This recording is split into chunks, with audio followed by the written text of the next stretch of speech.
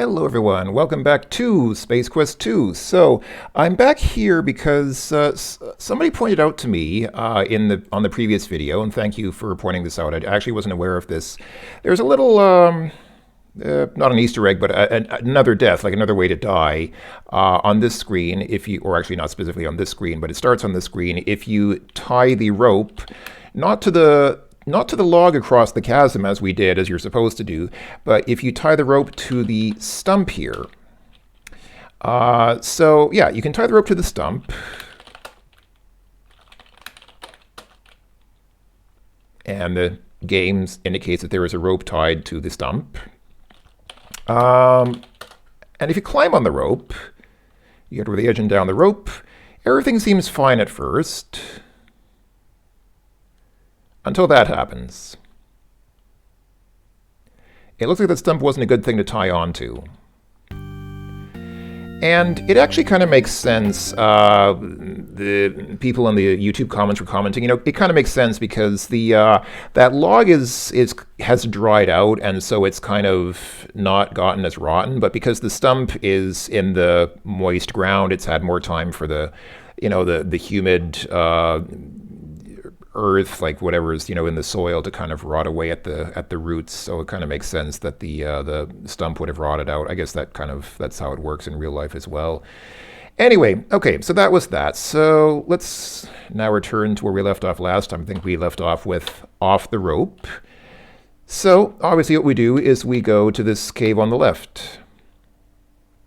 Okay, gosh, it's pretty dark here. Being as dark as it is in here, there isn't much to see. You do see light coming from the east. Yeah, I guess that makes sense since we just came from there. But convenient how these Sierra games are always oriented such that the east direction just happens to be on the right side of the screen. Just kind of a funny coincidence, isn't it? So I guess if it's nice that you can see Roger's eyes. So at least you can kind of have an idea of where he is. But can I not get through here, or I'm actually blocked by something, or I feel like it's actually possible to walk through here without being able, yeah, I think you can walk through here without seeing anything.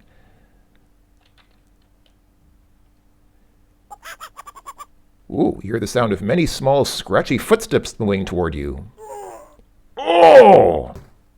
Gnash. Whoa, that was a good sound effect. Crunch. Wow. You have just been felled by a killer cave beaver. You now know the meaning of excruciating when used in reference to level of pain. Boy, they sure are sadistic with regard to finding ways for Roger to die and just describing his many grisly deaths. All right, well, if you did what we have already done, then it should be pretty apparent what you need here. You need the glowing gem to provide light. So there was some discussion in the comments on the previous video, maybe the video before that. I think it was the previous video, where we were talking about about finding this glowing gem, because I hadn't realized, like I said before, I hadn't realized that you could just completely miss the part of the swamp where you have to start swimming. I just somehow always ran into that part. I guess I never decided to go around the front part of that tree on the right-hand side of the swamp screen instead of behind it. So I never had any trouble discovering the deeper swamp water, but you could just totally bypass it and not realize that there's something there you have to get, which is kind of unfair. But since we have the gem, I guess we just say hold up gem. Hold gem. It's fine where it is. No. Put gem.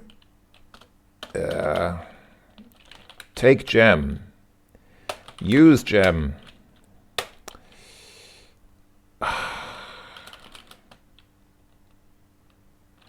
Light cave with gem. Okay. Okay. I have to admit, this is a pretty bogus. Maybe I have to go into the darkness first. Hold gem. Ah, okay, you have to go into the dark first before you can do that. Okay, you have to first get into the darkness and then... Well, the game could have said something like, get into the darkness first, even though it's kind of silly because contextually, obviously on the screen, Okay, you take out the gem and hold it in your palm. The room is illuminated by its glow. You hear a small shriek and the sound of many footsteps moving away from you. Okay, so obviously those creatures, whatever they were, are afraid of the light, or if not afraid of it, at least repelled by it. At least they run away from light sources. So, okay, so we can... It's actually a pretty cool effect with the green light from the gem shining on Roger's face when he walks towards us. Okay, so let's... Ooh, the ground below your feet disappears. You tumble down through the darkness.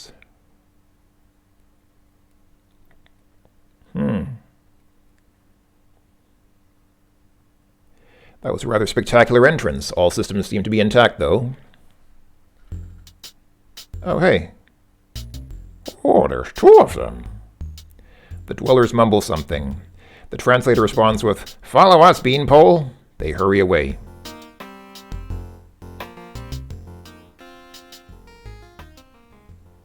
Cool. I like how those guys have that. I like that little theme music that they have. It's kind of cool. It's like every time they show up, their theme music starts playing. Very important. Do not forget this. See that? You can miss this. That is the gem. It fell out of our hand because we were holding it, obviously. So, yeah. Do not forget to take the gem. Oh, I'm not near it. How near it? Okay. Do not forget to take the gem. You will need it again later. And also in the next game, we'll need it in Space Quest 3 as well. Okay, so, I guess those guys said to follow them, so we can do that.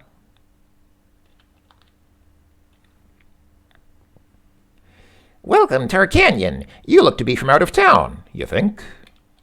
On behalf of all of us, I would like to thank you for saving our compadre from the hunters.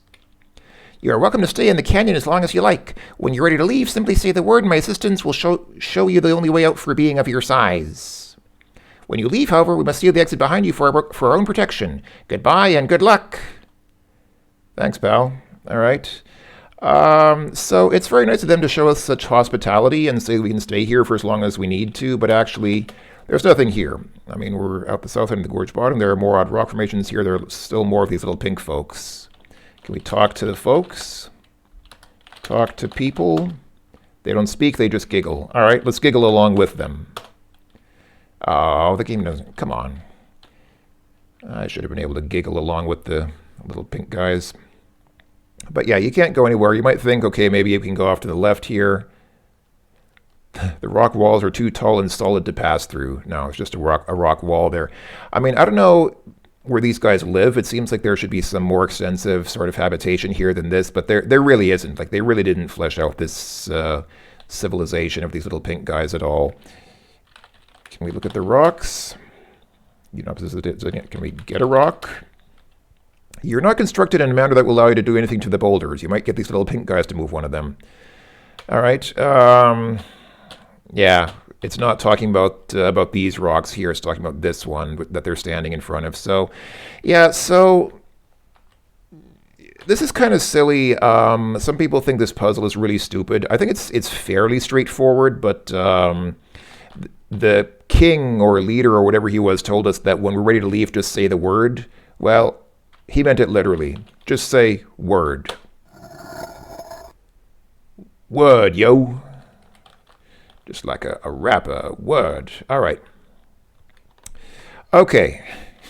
It is now pitch dark in here. This is a good time to save the game. So, yeah, that puzzle kind of reminds me of the end of King's Quest 2, where you pick up that amulet and it says home on it, and the solution to that puzzle, if you want to call it a puzzle, is to just type the word home, and then somehow that triggers the thing that takes you home. Or the bowl in King's Quest 1, where the word fill is at the bottom of it. If you type fill, it fills up the bowl. Kind of, I guess Sierra was fond of those weird puzzles where they just kind of... Whoa. Suddenly, an inhuman guttural moan echoes through the narrow caves. You're not sure which direction it came from. The only thing you do know for sure is that you've just soiled your undergarment. I thought we weren't wearing that undergarment. We have it in our inventory, but we're not wearing it. Okay, so, yeah, so, this is No, don't adjust your monitor. We have taken control. There is no light source in the vicinity. You couldn't see guano if it was pasted to your proboscis. All right. You know what? Let's change that border here. I like this. I really like this color, but let's just for variety's sake, since we're having some fun here, let's change the border color again. Yeah, aquamarine. Aquamarine is awesome. What else do we have here? White is, yeah, a little bit plain. Black also a little bit. Yeah, I mean deep red, dark blue, purple, dark green, dark gray, medium blue is the default color, light blue, brown, orange, light gray, pink. Yeah, we could do pink and honor those pink guys, but we're already past the pink guys, so let's, I don't know, let's do light green. It's kind of a forest color, right? Yeah, it's kind of forest green almost, so okay, we can go with that. Okay, so what do we do here in the darkness? Can we hold up the gem? You can't maneuver with the gem in your hand. Where are we? Are we balancing on a teeter-totter or a seesaw? What's the difference between a teeter-totter and a seesaw? I think they're the same thing. Is there like a difference in terminology where you use one term but not the other? Okay, so this segment of the game is one segment that annoys a lot of people because it's a maze, and a lot of people don't like mazes. I know that some people get really annoyed at mazes like this in adventure games. Oh, yuck. A horrible aroma permeates the air. The sounds of suction and slithering reverberate throughout the tunnel. So, yeah, I know that some people don't like mazes like this in adventure games, but honestly, this maze isn't really that bad. In my opinion, this is not one of the worst mazes that Sierra has had. It's kind of on a par with the Labyrinth under Mordek's Castle in King's Quest V. I think that the maze in Space Quest V is worse. You know, remember at the end of the, oh, crud. The warm and inviting feel of suction cup-laden tentacles encompasses you. A sharp, probing pain is your introduction to death. Well, I guess we need to act a little faster than that.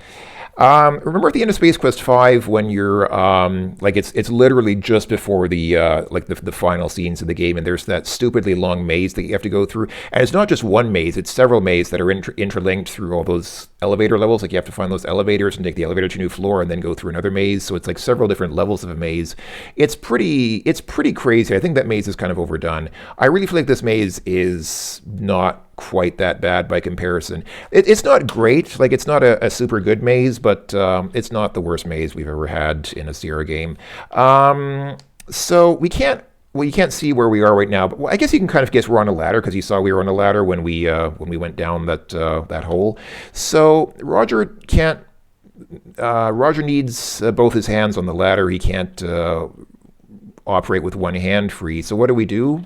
We put the gem in our mouth.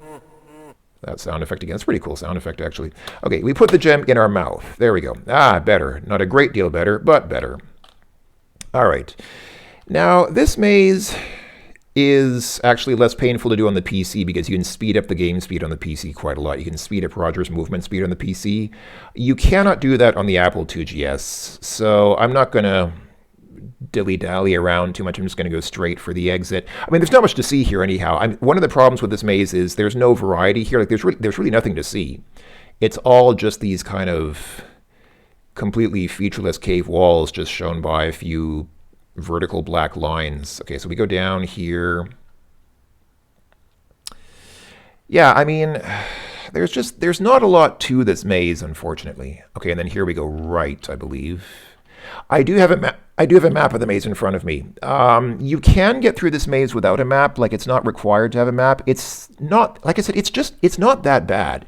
It's simple enough that you could probably do it without a map, but just to speed things up a little bit. Oh yeah, and I think I'm going to save here again. I think I'm going to take a little detour. I think if we go up from here, we can run into something here. Let me just go to the left from here. No? Okay. Oh my. Now you know why they wanted to close the hole behind you. You've become the unwilling victim of the dreaded cave squid. Tough luck. And that also happens if you spend too long here. So I guess the cave squid shows up specifically at that spot, but if you just kind of wait around too long, or if you take too long on these caves, the squid will show up. I mean, that's the thing that killed us last time. Before I took the gem out and it was totally dark and we died, I think that's the thing that killed us. So it will show up eventually regardless if you take too long, so don't take too long. But yeah, we're almost there. Like seriously, we're almost to the end of this maze. It's just like a couple of screens after this. So like I said, it's really not that long a maze. It has a few branching paths, but it's not that bad. Honestly, I mean, compared to something like, remember that maze from I think it was Innocent Until Caught. Yeah, I think it was Innocent Until Caught. Oh boy, that maze. That maze was terrible. That maze was absolutely horrible. My goodness. Yeah, this is nowhere near as bad. A lot of people don't like this maze, but it's just a few screens. It's like 5 or 6 screens, and then you're done. We're already through. You have an opportunity to stand and spare your tender knees. The crystal clear water gives off a gentle glow. In abundance, it is able to light the room. You take the glowing gem from between your aching jaws. You notice it is overly moist as you slip it into your pocket. All right. See, we're already done. Out of the cave. That was it. That was the maze. So, you know, it's really not that bad. Okay, so, let's take a look around here. This place is amazing. Beautiful subterranean waterfalls and cascades drop before you, filling the air with billions and billions of tiny misty droplets which tickle the cilia. The air is thick with a revitalizing humid freshness. This message is also getting a little thick. That's true.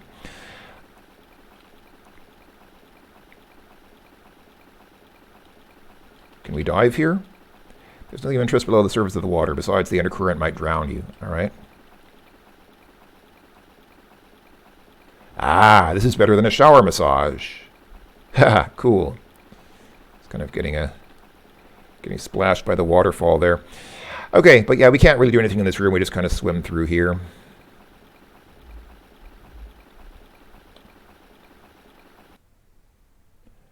Alright, here it's a little quieter. Actually, it's dead silent here. You're swimming in the swiftly moving water of this underground river. The river forks near the back of the cave. The glow from the water softly illuminates the room. All right, folks, what do you say? Should we take the left path or the right path? Where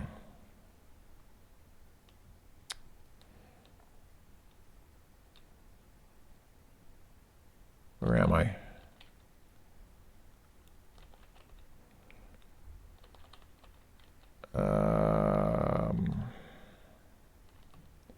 There we are. All right, should I take the left path or the right path?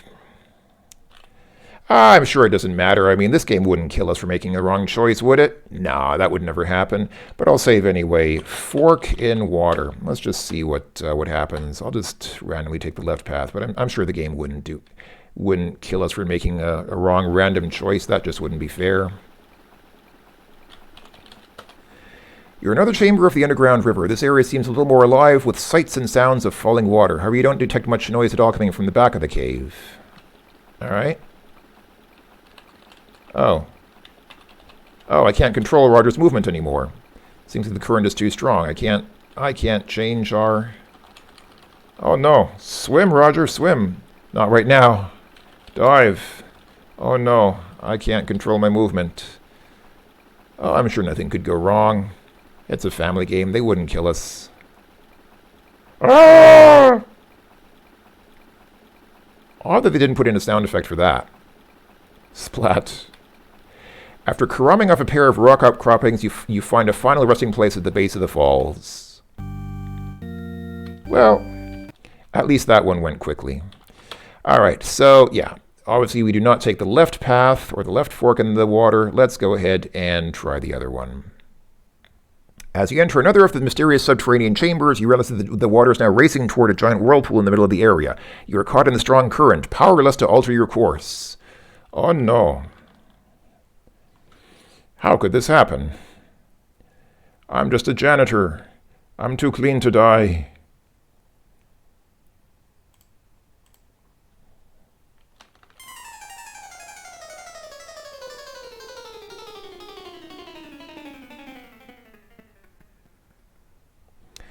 Your body is sucked down until finally you're able to resist no more and must yield to the overwhelming force.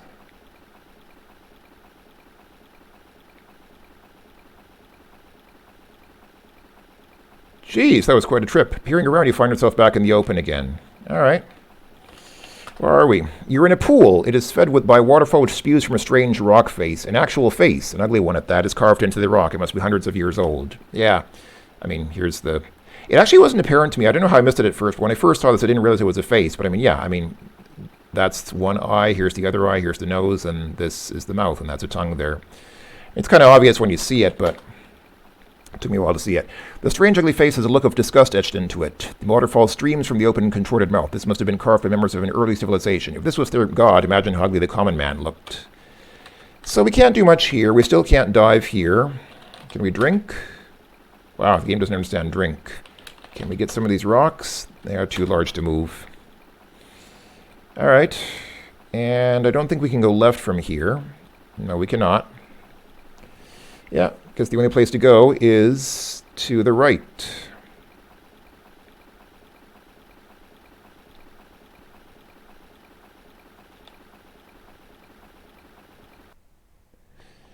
All right, another quiet screen here. You're in a little clearing which is surrounded by large boulders and impenetrable brush. There is water in which you entered at the bottom left. You can just see a landing platform in the distance. Oh yeah, this thing here is another one of those hovercraft landing platforms. Okay. I guess I'll save here as clearing. So what do we do? Can we go through here? Nope, the foliage is too dense for you to go through. We need a machete. That's the inventory item that we really need for this game. Unfortunately, this game does not have a machete in it, as far as I know. I'm pretty sure there is not one. Okay, so we can't go anywhere from here. Is this the end of the game? I guess we won. All right, congratulations, everyone. We won Space Quest 2. We got to the end. I don't know how you're supposed to know this. I guess you just try different things until something works. But yeah, what you're supposed to do here is, this is finally our time. This is where we blow that whistle that we have. You give the whistle a toot. It makes an odd sound. You hear an incredible whirring and grinding sound coming from the north. Whoa. Suddenly, a Labian terror beast buzzes into the room like a tornado, and he looks like he could do as much damage as one. This, of course, is a parody of Taz, the Tasmanian devil from, what is it, Looney Tunes? I don't think that is in view right now. Uh-oh. Oh, no. Well, ain't that a hoot? That guy reduced you to a multicolored mound of coleslaw-like matter. Better than a Murphco slice of matic. You are dead, however. All right. So, two things that I don't really know how you're supposed to know that you're supposed to do them. I mean, blowing the whistle, okay, trial and error. But then what are you supposed to do after that? Well, of course, for those of you who have played the game know, you throw the puzzle... Oh, I typed devil. It's not a devil, it's a beast. All right, look at the beast. The Labian terror beast is spinning around like a tornado, and he looks like you do as much damage as one. Throw puzzle. You chuck the Cubix Rube puzzle over to the beast. Ooh, just in time. The beast appears interested in your offering. Curiosity gets the better of him as he reaches down for it. He seems quite perplexed by the puzzling plastic polyhedron. Okay, that was close. I thought I was a goner there, but I managed to throw the puzzle to him just in time. All right. Oh, yeah, and very important here, as you're going through here, pile of debris near one of the boulders, don't forget to take a rock on your way out, because I got a rock. You pick up a small rock generator during the terror beast's grand entrance. Yeah, don't forget that. That is pretty important. We will need that soon. And by soon, I mean right now. Right now. Okay. So I'll go ahead and save here, landing platform. And let's take a look around. You're in a small clearing. Before you stands a large elevated platform, much like the one on which you landed when arriving on this planet. On one leg of the platform is an elevator door. A guard patrols the mid-level. So yeah, there's an elevator door here, and there's a guard here. Okay, fair enough. What do we have in our inventory? We have a cage key, which I don't think is going to be very useful here. We have a dialect translator, the glowing gem, key card, stone, supporter, and whistle. So, look at the guard. From here, the guard looks quite similar to the ones which you traveled with. So, I mean, I think the way these guards work is line of sight. So actually, since he's going back and forth like that, we could just wait for him to be... Oh, that did not work. Dang, allowing the guard to observe you is not very swift. He has disassembled you, probably adding a little excitement to his otherwise dull day. All right. Well, that idea didn't work out very well. I thought maybe we could just walk past him while he was facing the other way, but apparently that does not work. Although I think it kind of works to some degree. Like, I think we can... Oh, no? Okay. I guess not. Oh, you know what? Hold on.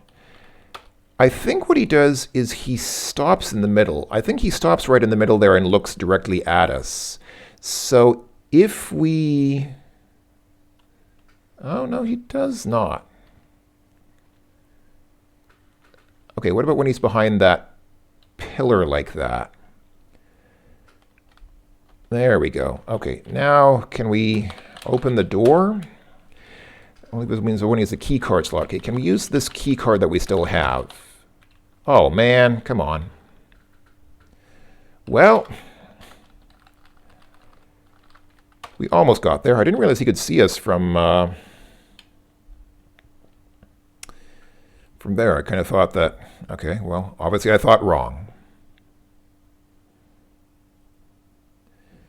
So if we quickly come up here and say put key card in slot.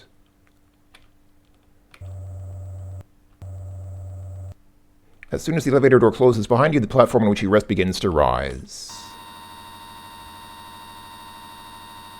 Okay, that actually worked. So I guess that's the simplest solution. Just kind of pass by when the guard's not looking. And you can actually do that. You can actually use that trick to get up here, back on a landing platform with a shuttle sitting quietly nearby. There are a couple of other solutions, though, to deal with that guard. So one thing you can simply do is distract him. I don't know if this is meant to be a nod to Three Amigos, but you can just say, throw the rock, and if you'll send the stone flying to the bushes, you hear it land, and the guard kind of looks around and says, what was that?